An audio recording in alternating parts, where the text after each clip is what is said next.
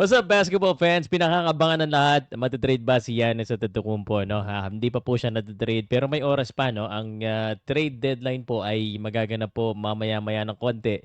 Ah, 3 p.m. Eastern Time Thursday, so that's 3 a.m. later approximately dito po sa Pilipinas. So may buong hapon pa hanggang madaling araw malalaman natin kung matrade po si Giannis Antetokounmpo. At saka, although unfortunately sa mga Golden State Warriors, mukhang wala na po sila sa running kasi tinrade na nila yung asset na pwede sanang pampalit kay Giannis Antetokounmpo. Pero marami pang pwede. Sa tingin ko, baka matrade pa. Pero pag-usapan po natin dito, so far, sino po yung mga trade at ano yung paborito kong trade sa mga nangyari so far. Kayo, so far, sino paborito nyo? Pag-usapan muna natin yan.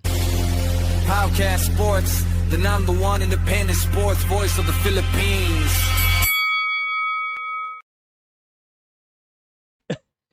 Kala ko biglang na-trade si Giannis Antetokounmpo, no? Kala ko, no? Sham Warriors' pursuit of Giannis Antetokounmpo is over. All indication na Giannis Antetokounmpo remains with the Bucks at trade deadline. Mukhang walang nakuha magandang offer. Speaking of magandang offer, of course, kung gusto natin ng official news, ang dami kasi naglalabasan, bro, no? Na mga fake news sa social media na na-trade si ganito, na-trade si ganito. Dito po, lahat po ng totoong trades lang ang pag-uusapan natin, yung mga nangyari at saka officials. Okay, speaking of official, medyo late lang mag-update si NBA.com. So, source natin sa NBA.com. Mamaya si Yahoo Sports, titingnan natin. So, pinaka-official, Cavs add Harden, blockbuster deal. James Harden, mapunta na po sa Cleveland Cavaliers. LA receives Darius Garland and future second round pick. Actually, this one is kind of a very intriguing trade para sa akin. And James Harden is still good. I do not know one. Shucks. No, si Mitchell kasi parang siya ning scorer do, James Harden. I think Cavs won this one. Para sa akin, no, if they want to win championship right away, and ang balita natin, di ba? James Harden and then Donovan Mitchell, and may balita, LeBron James daw by the end of the season, baka bumalik sa Cleveland Cavaliers sa kanya pong retirement season. So if that happened, that would be great kasi parang mga veterano na, tsaka may mga, kumbaga, may experience na sila sa mga playoffs tsaka championship. James Harden, Darius Garland, okay na rin, parang both winners. Thunder's deal Dieng to Hornets. Official na rin to, Mason Plumlee ang nakuha ng Oklahoma City Thunders. Not a big move, but I don't know kung paano nila gamitin si Mason Plumlee. Tyus Jones, Hornets. Okay. Ito ang big deal, no? Jaren Jackson, Grizzlies trade Jaren Jackson. So, marami pala, no? Talagang nagpalit sila ng mga ang dami nito. Jaren Jackson, Jack Landale, John Concher, and Vince Williams Jr. I'm very familiar with this guys because actually I'm a mild Grizzlies fan if there's such a thing. So, Jaren Jackson Jr. napunta sa Grizzlies. And Walter Clay, Kyle Anderson, Taylor Hendricks, George Niang, three itong panalo. Nakuha ng first round picks. So, okay to. I think Memphis won this one. Pero may Jaren Jackson Jr. I think kailangan din naman ng mga ng Utah Jazz na magbago na. Maging competitive naman. Pistons, Werther, Saric, 3-team. Okay. Mike Conley is no longer with the Minnesota Timberwolves. I wouldn't be surprised kung mamaya-maya, no? Na biglang Minnesota Timberwolves got Giannis Antetokounmpo. Pinakawala na sila si Mike Conley, no? Minnesota, cash considerations lang, no? Kevin Werther, mapunta sa Detroit. Detroit is ganda ng dinagdag ng Detroit. Werther and Saric, makakatulong sa kanila yan. So, this one's good. Hawks, trade Krejci to Trailblazers. Big man. And this makes sense now. Nung una, hindi. Kaya pala. Pinakawalan din kasi ng Atlanta Hawks si Kristaps Porzingis. Mamaya papakita ko sa inyo. Yun yung pinaka-updated Cavaliers add Ellis Schroeder in 3D. Okay. So, Cavaliers are making a lot of moves. So, ibig sabihin, nakuha nila si James Harden, nakuha nila si Dennis Schroeder, now Keon Ellis, Emmanuel Miller, Chicago Darius Saric. Okay. And ito yung pinakaunang big move, no, for the trade deadline. This is the biggest one. Trey Young, CJ McCollum, and Corey Kispert. CJ McCollum, of course, nakakalaro na siya. Trey Young, hindi pa yata naglalaro sa Washington Wizards. But I'm very excited sa Washington Wizards, di ba? Parang sana naman may magbago sa kanilang liga kahit na next year. Ito po yung pinaka-latest. So, ang pinaka-latest, eto, wow. Tinraid. Si Yabusele. Okay. Ito latest. Ito na yung, actually, ito yung isa sa pinaka, parang clue na mukhang hindi na magiging part ng Warriors sa Giannis lottery.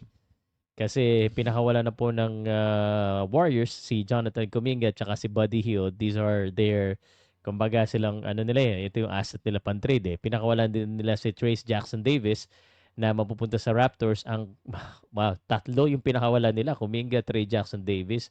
And makukuha lang ng Warriors si Christopher Porzingis at saka second round pick. I do not know about this.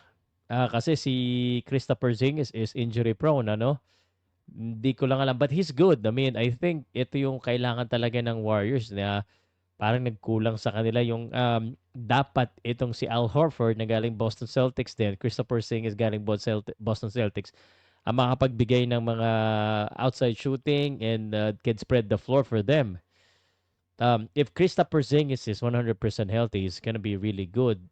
And I think it's gonna be a good fit for the Warriors. Pero that's the question, if he's healthy. Yan ang problema natin dito ngayon sa Warriors. Warriors are hoping for Giannis Antetokounmpo. Nakita ko na kagad yung mga memes, sabay Christopher Porzingis lang pala ang babaksakan. Hornets, Tyus Jones. Hornets making a lot of the deal as well. Cash consideration lang. Jazz acquire Lonzo Ball. Expected to waive him. Okay. Lonzo Ball, 2028, second round pick. Jack Landale, Hawks, Cavaliers, salary and tax savings. What else? Oy. Clippers, Chris Paul, been traded. Tahimik Chris Paul traded to the Raptors. Have you guys heard about that? Narinig nyo yan? Ngayon ko lang to na Pero ito surprise sa akin. Sorry guys, medyo sinisipan ako. so sorry. Ito surprise sa akin. Bulls trade Colby White to Hornets.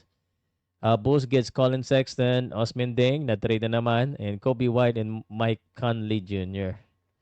Hornets. So, weird. Pinakawalan ng Bulls si Kobe White. Magaling to eh. So, na Hornets na ngayon siya, and together with the LaMelo Ball. Ito rin, Jared McCain. I'm also surprised about this. 76 first round pick, 2026, and 3 second round picks for Jared McCain. So Thunders won this one. Marami namang picks ang Thunders eh. So, but this one is crazy. This one is crazy. Nakita niyo yung mga memes na si Klay Thompson wanted to play with Luka. He wanted to play with a star, with a contender, and suddenly the Dallas Mavericks is a rebuilding team. So Mavericks get Chris Middleton, AJ Johnson, Malaki Braham, and Marvin Bagley. First round picks and second round picks. So rebuilding mode ang Dallas Mavericks. Wizard is becoming interesting, no? Anthony Davis, Jaden Hardy, D'Angelo Russell, and Dante Exum. Etong Anthony Davis talaga, syempre, of course, same with Christopher Porzingis eh. Injury prone. So, I'll be interested to see Wizards moving forward. If Anthony Davis can play. Anthony Davis and Trae Young, man, that's good. If they're healthy. D'Angelo Russell, medyo nawala na rin laro nito eh. And of course, ito yung Clippers trade James Harden. Ito yung pinaka-latest dun sa NBA.com na Darius Garland second round pick, James Harden. Ito naman, syempre paborito ko ito. I hopefully this works. Nikola Vucevic, kailangan ng Boston Celtics ng big man. They let go of the Al Horford and Kristaps Porzingis in the offseason, and of course si naku, nawala sa isip ko si Luke Cornett sa San Antonio Spurs. Although we had Milt Williams and another center. Sino nga yung isa nating center? Sino nga yung isa center? Nakakainis. Nawawa. Sign of aging na ba to? Si- sign of sign of aging. So si Neymar Keita. Luke Garza is supposed to be the center pero parang kulang eh. Nikola Vucevic will give us the outside shooting and